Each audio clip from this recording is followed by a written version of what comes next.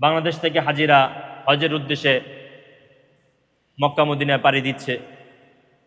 এই সময়টা আসলে পৃথিবীর বিভিন্ন জায়গা থেকে লাব্বাইক আল্লাহুম্মা লাব্বাইক লাব্বাইক লা শারীকা লাক লাব্বাইক ইন্নাল হামদা ওয়ান নি'মাতা লাকা ওয়াল মুলক লা শারীকা লাক, এই ধ্বনিতে মুখরিত হয় পুরা এয়ারপোর্ট, পুরা মক্কা মদিনা এই ধ্বনিতে মুখরিত হয়।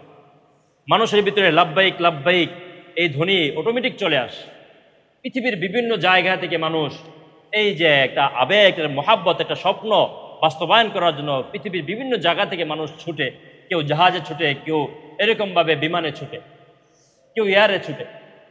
এটা মানুষের একটা আবেগ, প্রত্যেকটা মুসলমানদের স্বপ্ন, সৌভাগ্য, আবেগ এই হজ করা, কাবাকে দেখা, বাইতুল্লাহকে দেখা, রোজাকে জিয়ারত করা।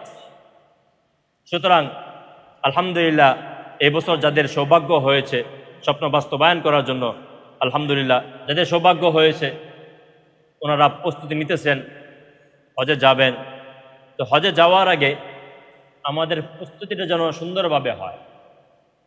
আমি এই জন্য হজে যারা হাজি আছেন এই বছর বা হজে যাবেন, তাদের প্রয়োজনীয় কিছু বিষয় আমি আপনাদের সামনে তুলে ধরি, যেগুলো আমরা হজে যাওয়ার আগে সকলে নিয়ে যাওয়ার চেষ্টা করব। সেটা আমি আমার অভিজ্ঞতার আলোকে বলি।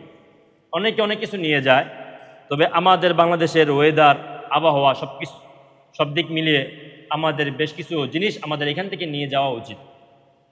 হয়তো এখানে কেউ হজে যাবেন বা অনেকে যেহেতু অনেকে আমার ভিডিও দেখে, তারাও অনেক উপকৃত হবে এই ভিডিওর মাধ্যমে।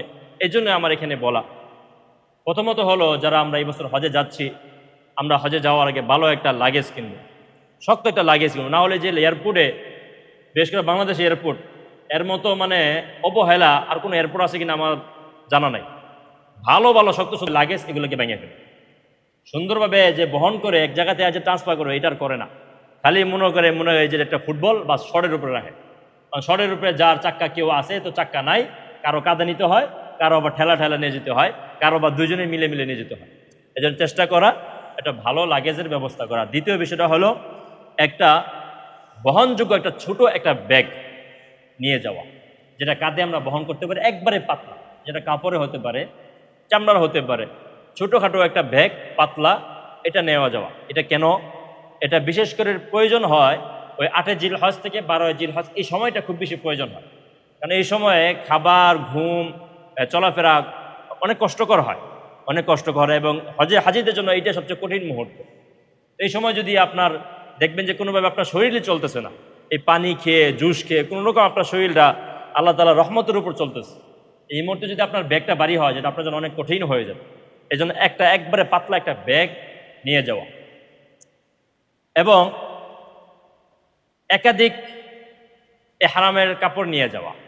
এক সেট 2টা কাপড় থাকে উপরে এবং নিচে, কমপক্ষে 2টা কাপড় নিয়ে যাওয়া। অনেকে টাওয়াল নিয়ে যায়, টাওয়াল মোটা, ইহরামের মোটা কাপড়টা নিয়ে যায়, যেটা আসলে আমাদের বাংলাদেশের মানুষের জন্য দরকার নেই।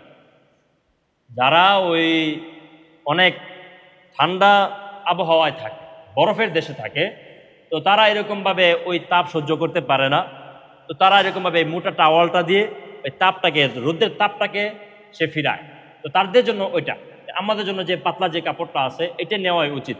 আমরা যদি মোটা টাওয়ালটা দিনের বেলা পরি, তো আমাদের শরীর ঘামে যাবে, ঘামে যাওয়ার সম্ভাবনা খুব বেশি থাকে। এটা আমাদের বাংলাদেশের মানুষের জন্য না। বিক্রি হয় দুটোটাই, পাতলাও বিক্রি হয়, মোটাও বিক্রি হয়। আমরা পাতলাটা নিয়ে যাব, শীতের মৌসুম আসলে সেটা ভিন্ন কথা।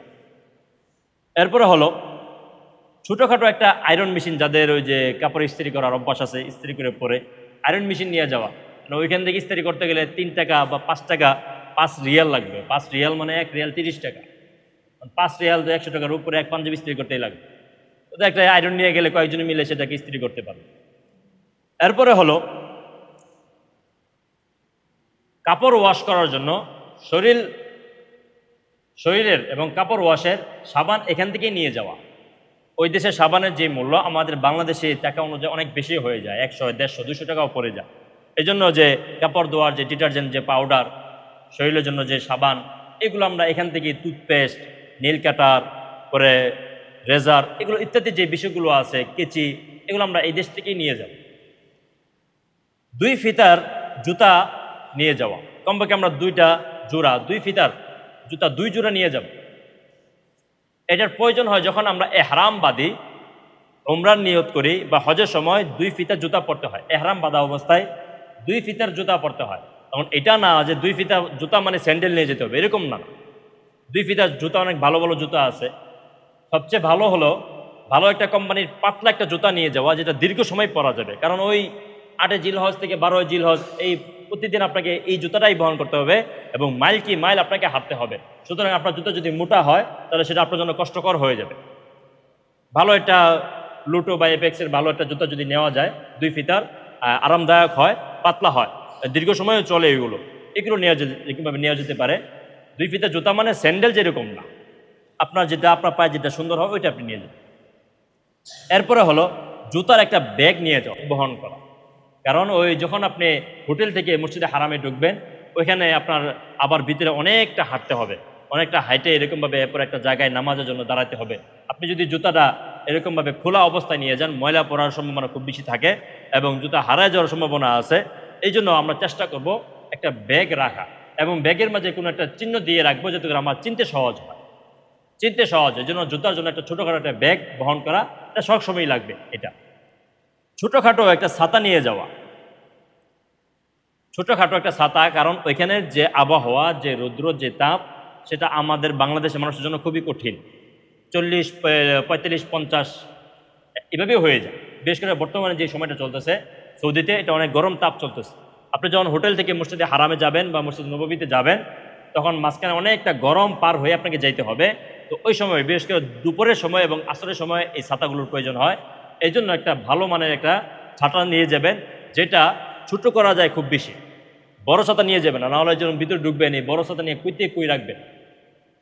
যে আপনি এমন একটা ছোটো ছাতা নেওয়া যেটা আমার পিছনে যে কাঁধ ব্যাগটা আছে ওই কাঁধের ব্যাগের ভিতরে আমি রাখতে পারি, বা আমার পিছনে যে কাঁধ ব্যাগ আছে ওই কাঁধ ব্যাগের ভিতরে আমি জুতাটাও এরকমভাবে রাখতে পারি, ছাতাটাও রাখতে পারি, বা পাঞ্জাবির পকেটে যেন ছাতাটা রাখতে পারি। এই সমস্ত ছাতাগুলো নিয়ে যাও। অনেকগুলো ছাতা আছে, অনেক বড় হয়, অনেক ছোটোও করা যায়। ছাতাগুলো নিয়ে গেলে আমাদের জন্য সহজ।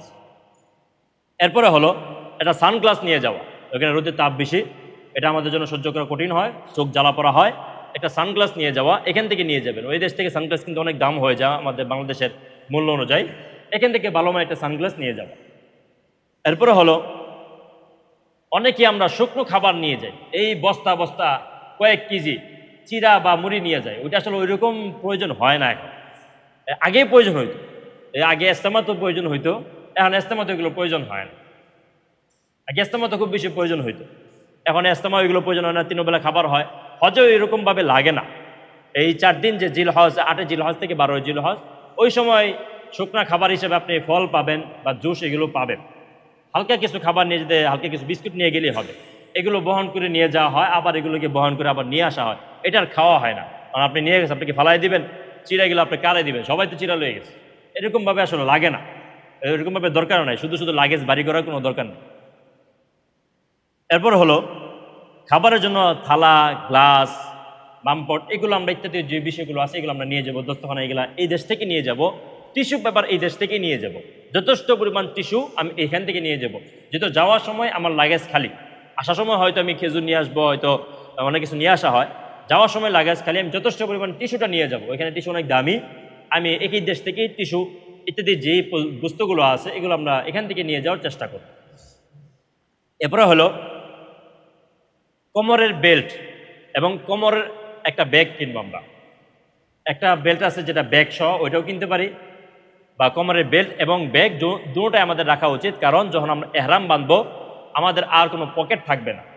এই জন্য বেল্টের যে পকেটটা থাকবে ওইখানে আমার মোবাইল বা কিছু টাকা, রিয়াল এটাতেই রাখা হবে। এটা আমরা সকলেই নিয়ে যাওয়ার চেষ্টা করব। এবং যখন আমরা এহরাম বাঁধি এই এহরামটাকে সাপোর্ট দিয়ে এই বেল্টটা অনেকটা সাপোর্ট দেয়। বেশ করে যারা মুরব্বী মানুষ সুন্দরভাবে এহরামে কাপড়টা বাঁধতে পারে না, যদি এটা আবার লুঙ্গির মতো না, মাঝখানে খোলা আছে, এই জন্য এটা সেফটি ব্যাপারে এরকমভাবে বাঁধতে হয়। তো এটা বেল্টটা অনেকটা সাহায্য করে, আমরা এটা নিয়ে যাওয়ার চেষ্টা করব। এরপরে হলো তাওয়াফ তসবি নিব। তাওয়াফ তসবি যে 7 চক্করে তাওয়াফ হয়, এই তাওয়াফ তসবি নিব। অন্যথায় যে চক্কর দিবেন অনেকক্ষণ দিয়ে আসবে, হঠাৎ করে মনে হবে কয়টা জিনিস দিলাম, 2টা না 3টা দিবেন, মনে হবে 5টা হয়ে গেছে নাকি 4টা হলো না 1টা হইলো, শুধু শুধু আপনার মনে সংশয় যোগ হবে। দরকার নেই মনে সংশয় সন্দেহ দরকার নাই। তাওয়াফ তসবি নিয়ে যাবেন, এক তাওয়াফ করবেন, বাস এক দানা টানা দিবেন, বাস আর 6টা বাকি আছে, এরকমভাবে শেষ হয়ে যাবে। এরপরে হলো আমরা এই দেশ থেকে যাওয়ার আগেই রেলটা এখান থেকে সংগ্রহ করার চেষ্টা করব। ওই দেশের রেলের মূল্য অনেকটা বেশি থাকে, এই দেশ থেকে 31 থাকলে ওই দেশ থেকে এরকমভাবে 33 টাকা হয়ে যায়, আমি যেটা গত বছর দেখছি। তা আমরা আগে থেকে রেলটা এই দেশ থেকে যথেষ্ট পরিমাণ যে আমার রেলটা লাগবে, কুরবানির জন্য আমার কত টাকা লাগবে, এতটুকু আমি রেল এখান থেকে সংগ্রহ করার চেষ্টা করব। এরপরে হলো প্রয়োজনীয় কিছু মেডিসিন আমরা নিয়ে যাব, কারণ আমরা যখন ওই দেশে যাব প্রচুর পরিমাণ তাপ আমরা আমাদের সহ্য করতে হবে। দেখবেন হোটেল থেকে বের হবেন, হোটেলে এসি আছে, হোটেল থেকে বের হবেন কঠিন গরম, আবার হঠাৎ করে যখন মসজিদে নববীতে ঢুকবেন বা হারামে ঢুকবেন ভিতরে আবার ঠান্ডা বরফের মতো। তো এতে করে আমাদের শরীরে ঠান্ডা গরম অ্যাডজাস্ট হওয়ার কারণে ঠান্ডা লাগার সম্ভাবনা থাকে, জ্বর হওয়ার সম্ভাবনা খুব বেশি থাকে। আল্লাহর রহমতে হয় না, তবে এরপরেও আমাদের মেডিসিন কিছু সংগ্রহে রাখা উচিত। এগুলো আমরা এখান থেকে নিয়ে যাওয়ার চেষ্টা করব। এখানে মেডিসিনের দাম একটু বেশি। এরপরে আমরা একটা ছোটোখাটো একটা স্প্রে নিয়ে যাব। স্প্রেটা কি সেটা এত ছোট বোতলে আমরা যখন ওই বিভিন্ন সময় হোটেল থেকে মসজিদে যাব, তো রোদের যে তাপটা থাকে এতে করে আমাদের মুখটা শুকিয়ে যায়। মুখ শুকিয়ে যাওয়ার ফলে চামড়াটা এরকমভাবে টানে, খুব কষ্ট হয়। তখন যদি একটু পানি মুখে দেওয়া যায় তাহলে একটু ভালো লাগে। এটা চাইনারাও খুব বেশি করে দেখছি আমরা। ওই তারা তো বড় বেদেশে দেখে, তারা সহ্য করতে, তাদের প্রত্যেকের হাতে দেখতাম যে একটা ছোটোখাটো একটা স্প্রে থাকতো, তারা এই মুখে একটু স্প্রে দেয়। তো আপনি একটা ছোটোখাটো স্প্রে এখান থেকে নিয়ে যেতে পারেন। যখন আপনি যাবেন রোদের তাপ যখন মুখে বেশি লাগবে, এটা মুখে স্প্রে দিতে পারেন, এতে করে আপনার কিছুটা আরাম হইতে পারে। এরপরে হলো পাতলা একটা জায়নামাজ সংগ্রহ করা, পাতলা, যেটা আপনার বহন করতে সহজ হয়, মোটা না, পাতলা জায়নামাজ নেওয়া। ভিতরে যখন যাবেন ভিতরে ঠান্ডা থাকে, ভিতরে ফলনটা খুব বেশি ঠান্ডা থাকে, তো জায়নামাজ নিয়ে গেলে ভালো। তো জায়নামাজ বেশি নামাজ পড়া যায়। আবার অনেক সময় ভিতরে যখন আপনি জায়গা পাবেন না, বাইরে আপনাকে দাঁড়াইতে হবে, বাইরে অনেক পোকা থাকে, এগুলো পোকা দ্বারা নিচে অনেকটা ময়লাও থাকে। এই জন্য আমরা একটা জায়নামাজ নিয়ে গেলে আমার জন্য সুবিধা হয়। জায়নামাজটা বিভিন্ন সময় বিভিন্ন জায়গায় লাগে। জায়নামাজটা আমরা প্রত্যেকটা সময় আমাদের বহন করতে হবে, একটা ছোট পাতলা জায়নামাজ আমরা বহন করব। এবং আমাদের অনেকেরই একটা বিষয় জানা থাকে না, সেটা হলো যে আমরা যখন হজে বা উমরাতে উমরা করার জন্য এহরাম বাঁধি, এহরাম বাঁধার নির্দিষ্ট একটা জায়গা আছে। যেমন কাছে জায়গা হলো আয়েশা মসজিদ, হোটেল থেকে আয়েশা মসজিদ যেতে হয়, ওইখান থেকে এহরামের নিয়ত করে এরপরে উমরার উদ্দেশ্যে আসতে হয়। তো আয়েশা মসজিদে যে যায়, আমরা হোটেল থেকে আয়েশা মসজিদে যাইতে জনপ্রতি হয়তো 5 রিয়াল খরচ হয়, আর গাড়ি রিজার্ভ করলে প্রায় 20-25 রিয়াল খরচ হয়। 5 রিয়াল তো অনেক কিছু, প্রায় 150 টাকার মতো এটা খরচ হয়। কিন্তু সৌদি সরকার তাইসির যে এলাকাটা আছে ওইখান থেকে বাস ফ্রি দেয়, আয়েশা মসজিদ পর্যন্ত বাস ফ্রি দেয়। এই ফ্রি বাস দিয়ে যাওয়া যায়, এই ফ্রি বাস দিয়ে আসা যায়। এটা আমাদের অনেক হাজিরা জানে না, তো এই জন্য হয়তো এই সুবিধাটা গ্রহণও করতে পারে না। এই জন্য আমরা যারা, এটা আমাদের খুব উপকারী। যখনই আমরা উমরা করব, একটু দয়া করে যে আয়েশা মসজিদের যে বাস টার্মিনালটা আছে সেটা তাইসিরে পড়ছে, ওইখানে গেলে ফ্রি বাস আছে, সারাদিন সারা রাত ফ্রি বাস পাওয়া যায়। ওইখান থেকে আমরা যদি ফ্রি বাসে উঠি, ফ্রি বাসে আবার আমরা সুন্দর করে আয়েশা মসজিদে, ওইটা আয়েশা মসজিদ পর্যন্ত সীমানা, এটা হাজিদের জন্যই ফ্রি করা হয়েছে সরকার কর্তৃক। ওইটা ওইখানে নামায় দিবে আমাকে, আয়েশা মসজিদে আমি এহরাম বেঁধে 2 রাকাত নামাজ পড়ে আবার এই এহরাম অবস্থায় এই বাসগুলো দিয়ে আমি আবার চলে আসবো। এটা আমাদের জন্য সহজ হয়। তো যে কথাগুলো বললাম হয়তো অনেক কিছু ছুটে গেছে, তো এখান থেকে যে বিষয়গুলো বললাম, যারা আমরা এবছর হজে যাব, তো হজে যাওয়ার আগে এই বিষয়গুলোকে লক্ষ্য রাখবো। এই প্রয়োজনীয় যে বিষয়গুলো এগুলো আমরা এই দেশ থেকে সংগ্রহ করব, সেটা আমাদের জন্য অনেক সাশ্রয় হবে এবং কল্যাণকর হবে। আল্লাহ রাব্বুল আলামিন আমাদের সকলকে হজ করার এবং যারা এই বছর হজের নিয়ত করেছেন তাদের হজের সফরটাকে এরকমভাবে নিরাপদ এবং হজটাকে কবুল করার তৌফিক দান করুন। সকলে বলি আমিন আমিন। ওয়া আখির